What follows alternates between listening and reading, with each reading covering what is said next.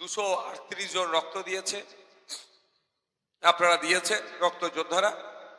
এখন অধিকার সভা, আমি গুটি কয়েক রক্ত নিয়ে বলবো কথা। তার আগে একটা কথা বলি, আমি ধন্যবাদ জানাই আপনার এলাকার মানুষজনদেরকে যারা আছেন।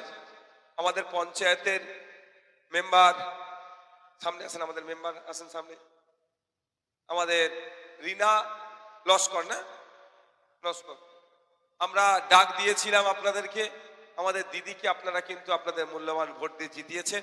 আমি ধন্যবাদ জানাই, দিদিকে জিতিয়েছেন। আর একটা কথা বলি, এখন এসআইআর এর সময় চলছে, তো আমি আপনাদের একজনকে দিয়ে যাচ্ছি আমাদের এখানে, আমাদের কথা শুনে ভোট দিয়েছিলেন। আমি আমাদের দিদিকে আপনাদের সামনে রেখে যাচ্ছি, বলে যাচ্ছি এসআইআর নিয়ে কেউ আতঙ্কিত হবেন না। বাই চান্স যদি মনে হয় কারোর নাম বাদ পড়েছে, দিদিকে বলবেন, দিদি আমাদেরকে জানাবে।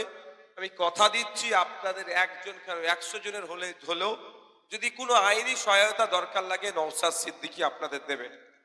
ঠিক আছে, আপনারা ভোট দিয়ে জিতিয়েছিলেন, বিপদে আপদে আপনার পাশেই দাঁড়াবে, দাঁড়াই তো নাকি? এখন এসআইআর এর ভয় লাগছে, ইনি আপনাদের পাশে দাঁড়াবে, নিশ্চিন্তে আপনারা থাকুন। কোনো অসুবিধা হলে এনাকে জানাবেন, এনার হয়ে আমরা লড়াই করবো, আইনি লড়াই। ঠিক আছে, আচ্ছা। আর হ্যাঁ, কি শিবানিধি আছে, আর কে কে আছে? আসো, জেতা যারা যারা আছে আসো সামনের দিকে। ঈশ্বরীপুর অঞ্চলের কারা কারা আছেন নামগুলো বলো। নারী শক্তি এখানে বেশি পাওয়ারফুল গো।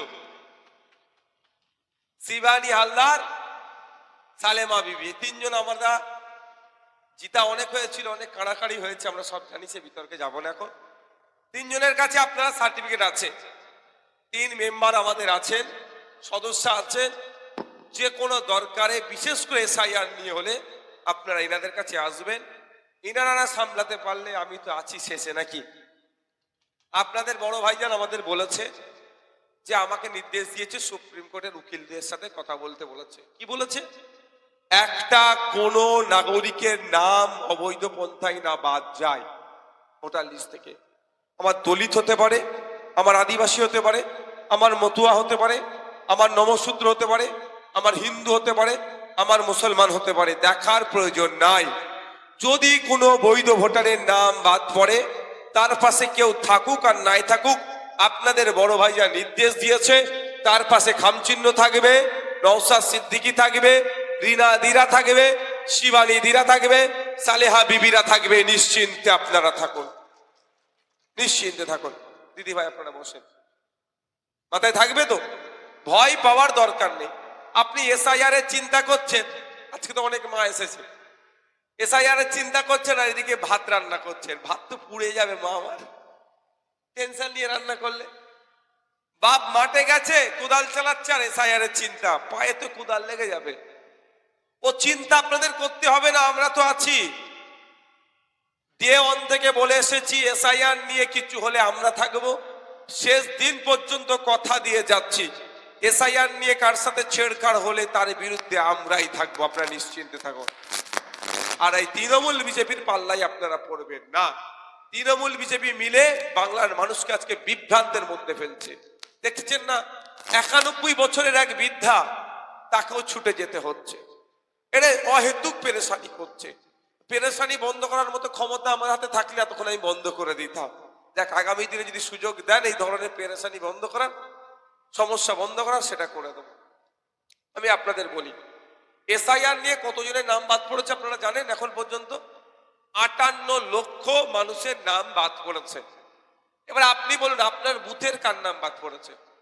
কোন বৈধ ভোটারের নাম বাদ পড়েছে? এই 58 লক্ষ কারা? Delete, shift are absent. মারা গেছে, অনুপস্থিত, মানে ভোটার লিস্টে নাম আছে, তার কোনো অস্তিত্ব নাই।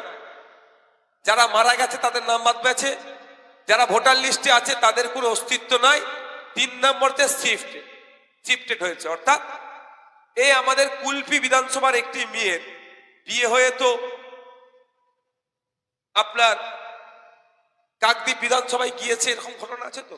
তাহলে এখানে এটা বাতিল হবে, ভোটার লিস্টটা কাকদ্বীপ বিধানসভা উঠবে। আবার মগরাহাটের বিধানসভার কোনো একটি মেয়েকে বৌমা করে, নিজের মেয়ে করে নিয়ে সেখানে এসেছে, তাহলে এটা কুলপি বিধানসভায় তার ভোটার লিস্টে নাম উঠবে, ওটা বাতিল হবে। এই রকম করে 58 লক্ষ নাম বাদ পড়েছে। এই যে 58 লক্ষ মানে বিশাল অঙ্ক, কিন্তু আপনার বুথের কোনো একজন বৈধ ভোটারের কি নাম বাদ পড়েছে? কেউ আছে? থাকলে আমাদেরকে জানাবেন, আমরা তার হয়ে আইনি লড়াই করব।